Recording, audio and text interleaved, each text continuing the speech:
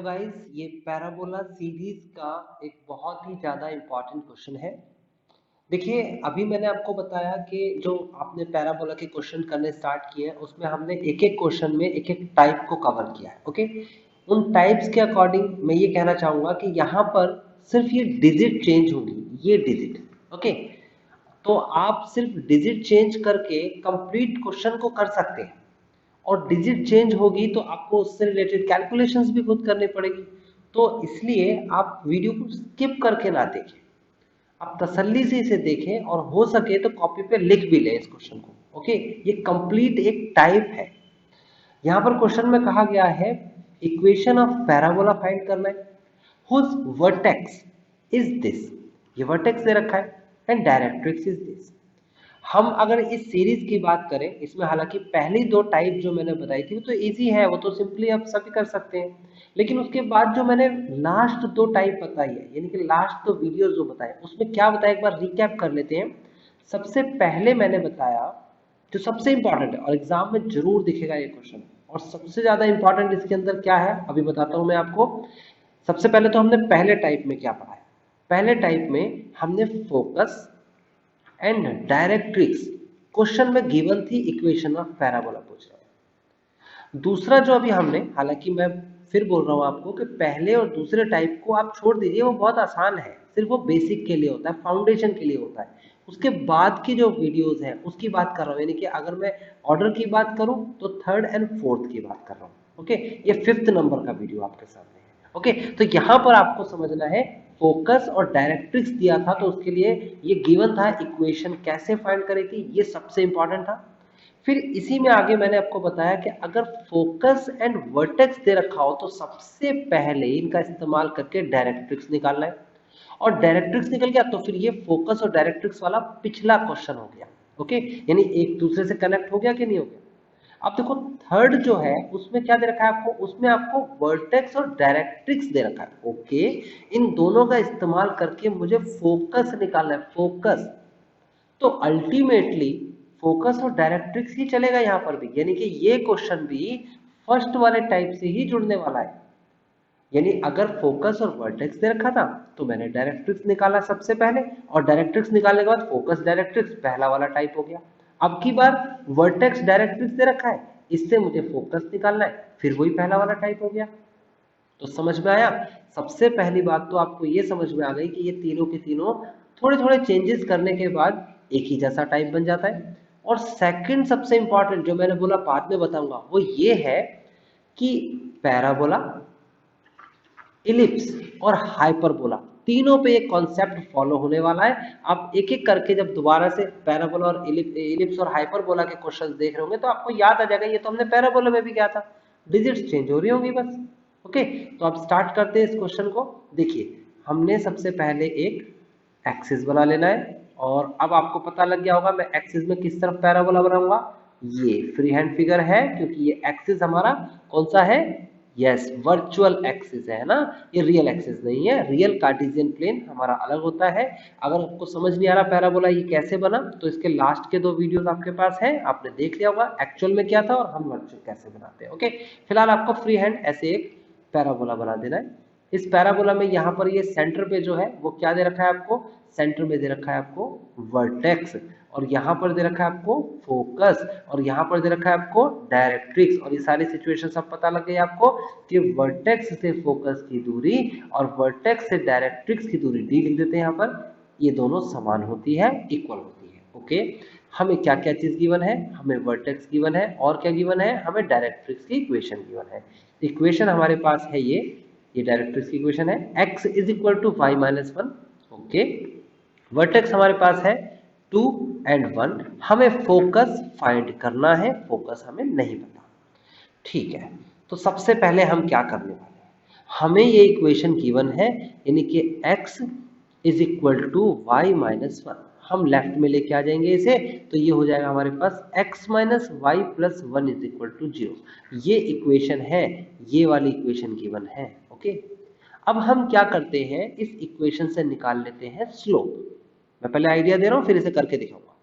इस इक्वेशन से निकाल लेते हैं स्लोप। और क्योंकि ये परपेंडिकुलर सिचुएशन में है तो हमें इस वाली लाइन का यानी कि डी और बी वाली लाइन का स्लोप मिल जाएगा। कैसे मिलेगा? जो पहला वाला स्लोप है उसका रेसिप्रोकल करके जो m1 आएगा, इसे m1 नाम दे देता हूं, उसका रेसिप्रोकल करके नेगेटिव कर दो। स्लोप हमें मिल गया, यानी इस लाइन का स्लोप मिल गया और इस लाइन का पॉइंट भी है। पॉइंट और स्लोप से बन जाएगी इक्वेशन। हमें इक्वेशन मिली, उन दोनों इक्वेशन को सॉल्व करके पॉइंट ऑफ कांटेक्ट डी का पॉइंट निकल जाएगा। डी निकला तो फिर उसके बाद V जो है D और F का मिड पॉइंट है, तो फिर F की वैल्यू भी निकल जाएगी। F निकलते ही हमारा क्वेश्चन प्रीवियस सेक्शन जैसा क्वेश्चन हो जाएगा। ओके, ये तो मैंने उन स्टूडेंट्स को बता दिया जिन स्टूडेंट्स ने पहले के 2 वीडियोस देख लिए हैं और उन्हें समझ में आ गया कि कहानी चल क्या रही है। अब चलते हैं उन बच्चों के लिए जिन्होंने इस वीडियो से ही स्टार्ट किया है या पहले वाले देखे और भूल चुके हैं, क्योंकि मैथमेटिक्स में यही होता है, बहुत पढ़ने के बाद भी थोड़ा सा याद रहता है। तो आप सब जने डिटेल में देखते चले जाइए मैं क्या बता रहा हूँ, है ना। एग्जाम के पॉइंट ऑफ व्यू से तो बहुत ज्यादा इंपॉर्टेंट है ना। ये तीनों की तीनों टाइप में से कोई एक क्वेश्चन आपको दिखेगा एग्जाम में, इलिप्स, हाइपरबोला या पैराबोला, इनमें से नाम कुछ भी दे दे, वो काम तो ऐसे ही करना है ना। अभी देखो आपको क्या दे रखा है, आप यहाँ पर लिख दीजिए वर्टेक्स। वर्टेक्स क्या दे रखा है? 2,1। आप यहाँ पर लिख दीजिए फोकस, यहाँ पर बना दीजिए डायरेक्ट्रिक्स। ओके, मैं डी पॉइंट निकालना चाहता हूँ, डी पॉइंट के लिए मुझे इक्वेशन बनानी है, नाम मैंने रख दिए हैं। अब जल्दी से देखते जाओ सॉल्यूशन में करना क्या है। सॉल्यूशन स्टार्ट करते हैं। सबसे पहले हमें निकालना है इक्वेशन ऑफ डायरेक्ट्रिक्स, दे रखी है। सबसे पहले तो हम लिख देते हैं इक्वेशन ऑफ डायरेक्ट्रिक्स। ओके, ध्यान से देखते जाइए और कॉपी पे लिख लेंगे तो बहुत अच्छे से समझ में आ जाएगा। इक्वेशन ऑफ डायरेक्ट्रिक्स है x is equal to y minus 1। आप इसे लेफ्ट में लेके आ जाएंगे, x माइनस का y और उसके बाद x माइनस का y plus 1 equal to 0। Okay, अच्छा स्लोप भी तो निकालना है आपको। चलो ये इक्वेशन ऑफ डायरेक्ट्रिक्स को फर्स्ट इक्वेशन बना के यहीं छोड़ देते हैं, इसकी जरूरत पड़ने वाली है अभी हमें, है ना। हम क्या करते हैं, पहले स्लोप निकाल लेते हैं। स्लोप कैसे निकालेंगे? हम स्लोप निकालते हैं, स्लोप का फॉर्मूला होता है हमारे पास, मैं लिख देता हूं आपके लिए formula. We know that y is equal to mx plus c। ये फॉर्मूला बताया था मैंने आपको, ये फॉर्मूला बताया था। m इसमें स्लोप होता है, m होता है इसमें स्लोप।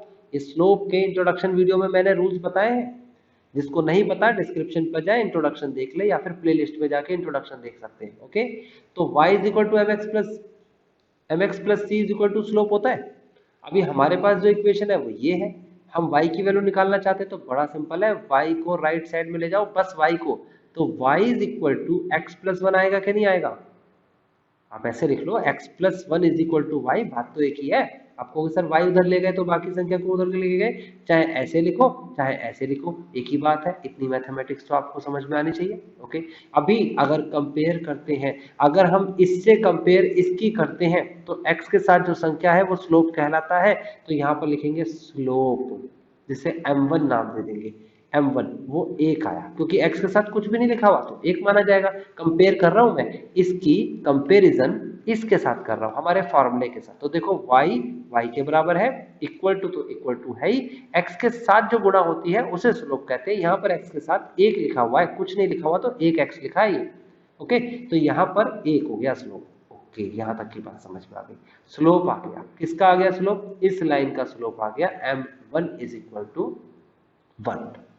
लेकिन मुझे तो पता है कि ये लाइन डायरेक्ट्रिक्स जो है परपेंडिकुलर है डी और वी पर। डी बोल सकता हूं, डी एफ बोल सकता हूं, या कोई भी नाम ले लो आप एक्सिस का, है ना। अभी हम यहां पर लिखेंगे in perpendicular condition, in perpendicular condition we know that m is equal to -1 upon m1, या फिर आप इसे ऐसा भी लिख सकते हो, slope of line DV line, देखो आपको डीवी लाइन दिख रही होगी, ये इसका स्लोप इज इक्वल टू हो जाएगा -1 अपॉन m1। परपेंडिकुलर कंडीशन में यही होता है। ओके, तो इसका मतलब मुझे स्लोप ऑफ डीवी मिल गया, जिसे मैं m बोलूंगा, और वो है -1 upon 1। This is -1, slope of DV मिल चुका है। अच्छा, पासिंग पॉइंट भी देख लेते हैं क्या है भाई इसका। Passing point of DV line, DV line का पासिंग पॉइंट है 2 and 1, ये तो है ही हमारे पास। वी वर्टेक्स पासिंग पॉइंट है, स्लोप है, तो क्या इक्वेशन निकाली जा सकती है? यस। ये x1 y1 ले लो, आप लिखो इक्वेशन ऑफ डीवी लाइन। तो इक्वेशन ऑफ डीवी लाइन क्या होगा? y minus y1 is equal to m x minus x1।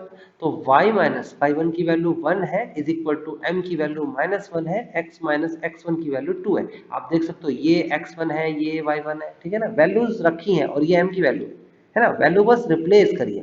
y minus 1 is equal to minus का x माइनस माइनस प्लस का 2, देखो नेगेटिव नेगेटिव पॉजिटिव, देन इसे left में लेके आ जाएंगे तो x पॉजिटिव का, y पॉजिटिव का, और माइनस का एक पहले से ही है, और यहाँ पर 2 इधर आके माइनस हो जाएगा, लेफ्ट में जाके तो माइनस ही होगा, -1 और -2 -3 equal to 0। This is equation number second.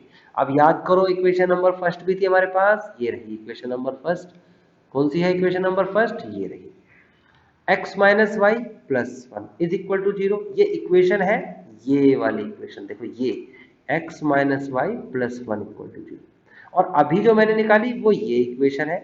दोनों देखोगे, दोनों एक जगह पर कांटेक्ट कर रही है, कांटेक्ट कट कर रही है, और जिसको कट कर रही है वो पॉइंट का नाम है डी।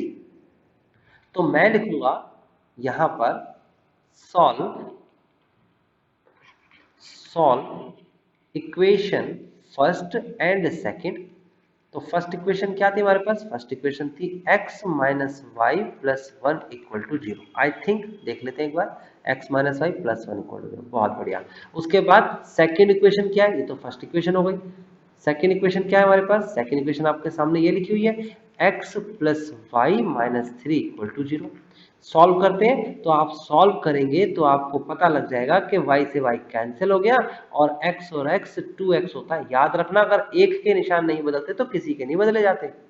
अगर मैं y के निशान नहीं बदल रहा, वैसे ही कैंसिल कर दिया तो किसी के नहीं बदले जाएंगे। कई स्टूडेंट्स समझते हैं ये रूल होता है कि माइनस प्लस, ऐसा रूल नहीं, ऐसा कोई भी नहीं है। हमें निशान जब भी बदलने होते हैं जब हमें सॉल्व करना हो, है ना। अगर दोनों पॉजिटिव होते तो निशान बदलना पड़ता तो सबके बदलने होते। यहाँ पर ऐसा नहीं चलेगा रूल, सीधा सीधा x और x 2x और प्लस का 1 माइनस का 3 इज इक्वल टू क्या हो जाएगा? ये प्लस माइनस का 2 हो जाएगा। ओके, नेगेटिव संख्या बड़ी है ना, 2 राइट में आएगा और फिर उसके बाद आएगा 2x is equal to 2। Now इस 2 से डिवाइड कर देंगे तो x की वैल्यू आ गई 2 divide by 2, this is 1। Now x की वैल्यू हमारे पास 1 आ गई है। इसे आप फर्स्ट इक्वेशन में रखो या सेकंड में रखो, मैं इसे सामने वाली इक्वेशन में रख देता हूँ, लिख देता हूँ put in second. Elimination method से चल रहा था, यहाँ पर रख देते हैं। x की जगह पर लिखिए 1 प्लस का y माइनस का 3 इक्वल टू 0। y माइनस का देखो 1 और माइनस का 3 दिख रहा है, माइनस का 2 हो जाएगा इक्वल टू 0। राइट साइड में जाएगा तो y इज इक्वल टू 2, ये y की वैल्यू आ गई, ये x की वैल्यू आ गई, और ये है आपके पास d पॉइंट। डी पॉइंट आया आपके सामने क्या? 1 एंड 2। वी पॉइंट आपको दे रखा था क्या? देखिए यहाँ पर ये डी पॉइंट आ गया, ये रहा, और वी पॉइंट है 2 1, है ना, 2 2 एंड 1। और एफ पॉइंट आपको निकालना है। हमारा टास्क तो यही है ना, एफ निकालना है। तो एफ निकालने के लिए मैंने क्या बताया आपको? इसे x1 y1 नाम दे दो या 2 भी नाम दे सकते हो, जो मन करे अभी फिलहाल तो, ठीक है ना। आपको पता है v जो है मिड पॉइंट होता है किसका? d और f का, दोनों के बीच का पॉइंट होता है, यानी कि यहाँ से यहाँ तक और यहाँ से यहाँ तक दूरी बराबर होती है। तो ठीक है, अगर मिड पॉइंट होता तो मिड पॉइंट की थ्योरम लग जाएगी। तो by mid point formula, mid point formula, और मिड पॉइंट फॉर्मूला क्या होता है भाई? बीच वाली संख्या लिख देते हैं इधर, ये है आपके पास x1 यानी कि 1 प्लस का ये x2, यानी कि फिलहाल यहाँ पर x1 लिखा हुआ है तो x1 लिख लो, अपॉन में चलो 2 लिख देते हैं ना, ये लो 2 लिख लिया, ठीक है ना। उसके बाद अपॉन में क्या होगा? 2। उसके बाद क्या लिखेंगे? पहले 1 लिखेंगे, y की वैल्यू इधर लिखेंगे, फिर y की वैल्यू ही लेनी है 2 प्लस y की वैल्यू लेंगे y2 अपॉन में 2। तो मिड पॉइंट के हिसाब से चल रहे हैं हम, ठीक है ना। अभी आ गया आपके पास 2 into 2 4 is equal to 1 plus x square, 1 इधर चला जाएगा तो कितना हो जाएगा? 3 is equal to x2।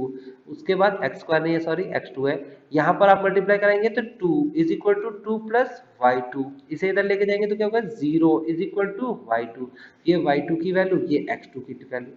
Obvious सी बात है, आपको पता लग गया फोकस क्या आया 3 और 0, फोकस मिल गया, फोकस मिल गया तो चले जाइए आप पिछले टाइप के पास। We know the directrix, equation of directrix जानते हैं हम।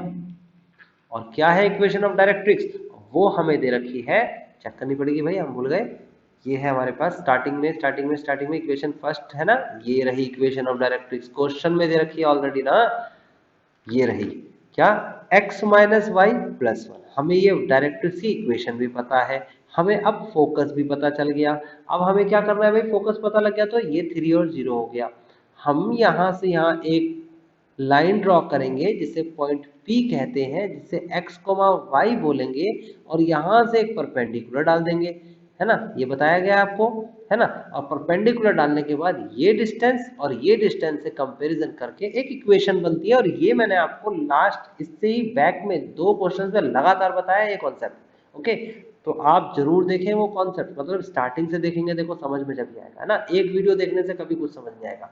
Equation of directrix x minus y और प्लस का 1 था तो यहाँ प्लस 1 लिख देते हैं, प्लस 1 इज इक्वल टू 0। और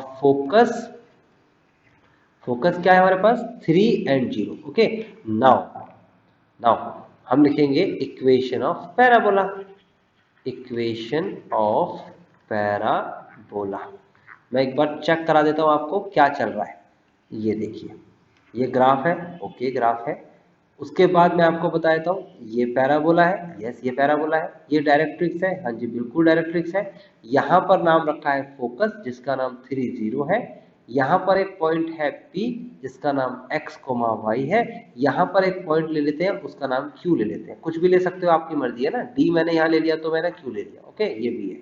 ओके नाउ अभी यार को करना क्या है, बहुत ही सिंपल सा काम करना है। मेरे को PF और PQ का डिस्टेंस निकालना है, और डिस्टेंस फार्मूला के लिए भी मैंने कहा था स्ट्रेट लाइन का इंट्रोडक्शन वीडियो देख लीजिए, हर चीज डिस्क्रिप्शन पे अवेलेबल है। स्लोप का वीडियो, स्ट्रेट लाइन का वीडियो सीरीज से चल रहे होंगे। अगर आपने एक एक वीडियो देखी है, कोई स्किप नहीं किया, तो ये आपको क्वेश्चन रटना नहीं पड़ेगा, आपको समझ में आ रहा है, ठीक है ना। और जो रटना चाहता है उसके लिए मैं बता दूं, ये रट नहीं सकते आप, आपको समझना ही पड़ेगा, कुछ बेसिक्स आपको चाहिए ही होंगे।